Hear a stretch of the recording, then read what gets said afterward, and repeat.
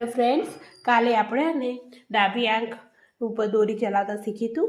એ આપણે પાછળથી કરવાની હોય છે, પાછળથી દોરી ચલાવવાની છે. જ્યારે આજે આપણે જમણી આંખ ઉપર દોરી ચલાવતા શીખીશું, જમણી આઈબ્રો ઉપર. એ આપણે હંમેશા આગળની સાઈડથી ચલાવવાની હોય છે. કાલે કર્યું એ રીતે જ આપણે પહેલાં આ દોરાની કેચી બનાવી દઈશું પહેલાં તો, અને પછી એને આઈબ્રોના નજીકથી નહીં પણ કાલે જેમ કર્યું તેવી રીતે થોડા દૂરથી એક્સ્ટ્રા વાળ લઈશું.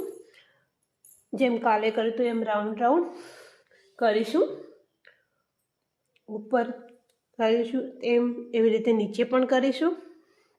પહેલાં આઈબ્રોને પકડાઈશું, જેમ ઉપર કર્યું તેમ તેમ નીચે પણ કરીશું. પહેલાં દૂરથી લઈશું હેર અને પછી નજીકથી લઈશું. આપણો કંટ્રોલ આપણી દોરી પર હોવો જોઈએ. એક એક વાળ પર આપણને નીકળતા આવડતું હોવું જોઈએ. પહેલાં આપણી કેચીથી એક એક વાળ પર રિમૂવ કરતા આવડતું હોવું જોઈએ.